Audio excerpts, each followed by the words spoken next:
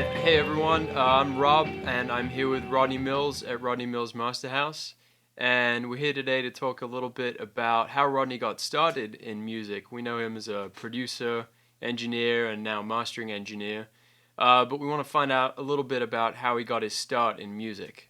So, Rodney, how did you get going with music? Well, Tell us a little bit about it. okay. A long time ago, say 1962, I was a sophomore in high school down in South Georgia, little town Douglas. And my cousin, who was also my best friend, he came to me one day and he said, Rodney, Tommy Kennerly, another friend of ours, he says, we're thinking about starting a band and we want you to be in the band with us. And I kind of looked at him kind of strange and I said, I don't know how to play anything. And he was undeterred by that because, he had shown me the my whole repertoire of any kind of instrument was being able to play Puff the Magic Dragon on a ukulele. Fair enough. That's a good start. That was it, and I kind of told him that, but he said, "No, Tommy's got a guitar. He's going to show us how to play some chords," and so that kind of got it started, and so we started rehearsing as a band.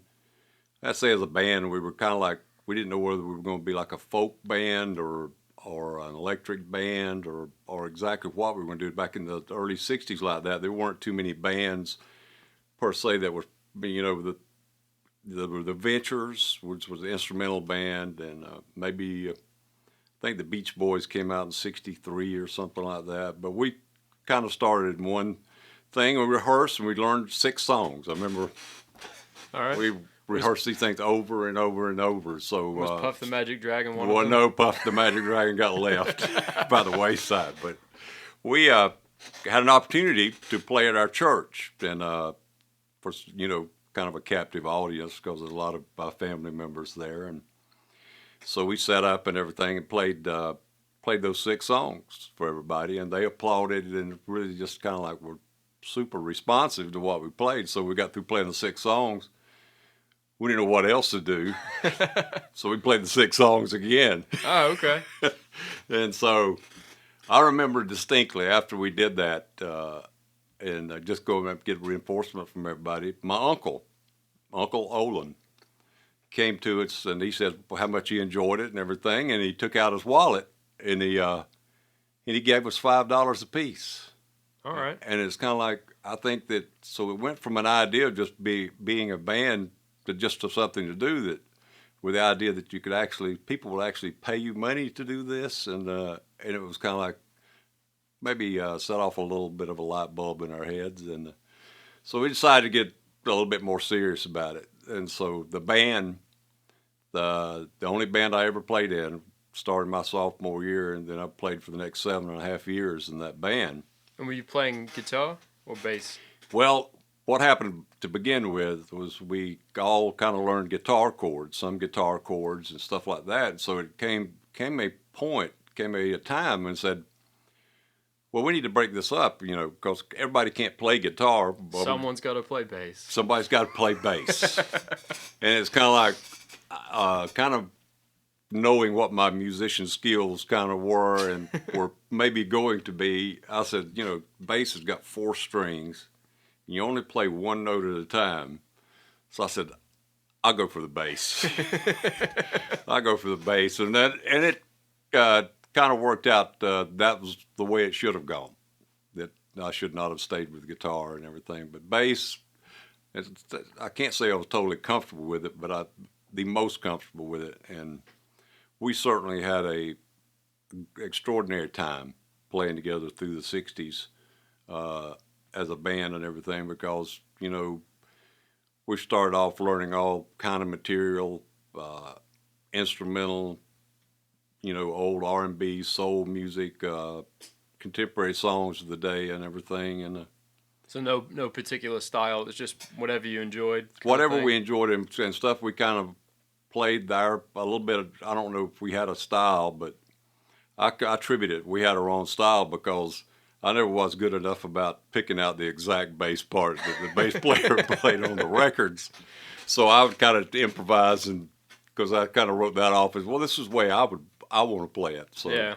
but it kind of worked out, and we had a pretty good bit of success, not on a national level, but as far as in that day, and being there when the Beatles came out, and we saw the onrush of just what it meant to have a group and what it could mean to have a group, and we always thought that we were just one step away from going from a local band to national prominence, but that never quite happened. Yeah. What was the name of that band? The band was the Bushmen. Okay. We did not start out as the Bushmen. Originally, we started out as the Revelons, Uh-huh. Revelons, meaning to revel, have a good time. But unfortunately, our drummer gave his drum head to the artist to put Revelons on it, and he thought we meant Revlon's, the cosmetic company. So he painted the Revlons on there, Revelons, and painted a tube of lipstick on Took it all the way. And we didn't have enough money to buy another drum head, so that's why it stayed on there for a pretty good while until we changed our name. Okay. And we became the Bushmen. Bushmen would change our name more immediately. When the Beatles came out, we said we need a more contemporary name. And I remember the DJ in our town at that time, he kind of called us the Bush Boys because we let our hair grow out. Oh, okay. And all that stuff. So you were pretty well known in Douglas? At that time, yes, in the mid-'60s, we were pretty well known. We played a lot there in our hometown and kind of all over Georgia, a little bit of Florida and the adjoining states and everything. And I'd say we did pretty well. All of us we were living at home with our parents. We had brand new cars. We had bank accounts. Yeah. And we were paying income taxes. So, was this is what you were doing? This was kind of like your primary occupation, or you were working jobs as well? This is we were still in high school. Oh, okay. All right. High school, and there was a junior college in our hometown. So when the natural course of events took place is we graduated from high school. Not everybody was in the same grade. We graduated from high school. We just went to school at the junior college in our hometown. Right. So it continued there, and so we lived at home. We worked out of there until finally everybody started graduating from the junior college. Right. And then that took us to another decision, and that was the decision was to move to Atlanta together as a band in 1967. Okay. And so that got us kind of to another level, different thing. We thought we'd have better exposure here in Atlanta. And it would also, and everybody that needed to go on to a 4-year college could do that here in Atlanta, okay. Instead of breaking up the band. Right. Some of our highlights, like playing in the band and everything, we opened up for the Rolling Stones at Georgia Southern College. Okay. And first tour they ever did in the United States. Wow. Somehow or another, a group of guys at Georgia Southern contacted and got the Rolling Stones to come to Georgia Southern College, and like on a Wednesday night or a Thursday night. Yeah. So we opened up the show for them and everything, and. So did you know about them? I mean, were they? Yes, they'd already had. They'd become pretty popular. I think they had released at least one album, maybe 2 albums, and a couple songs. They had not recorded Satisfaction yet. They did. They actually think they may have recorded Satisfaction while they were on that first tour here in the United States. Okay. But our claim to fame is that night we actually did better than the Rolling Stones did.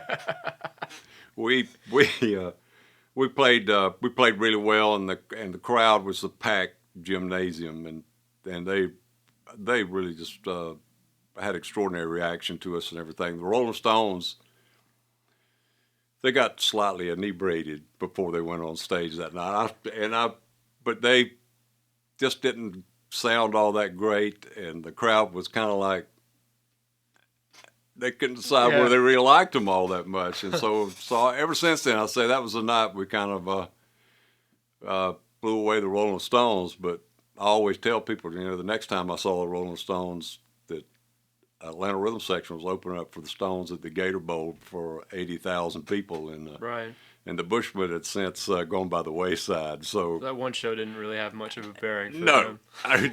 we were thinking it was, but that's not quite the way it happened. Yeah.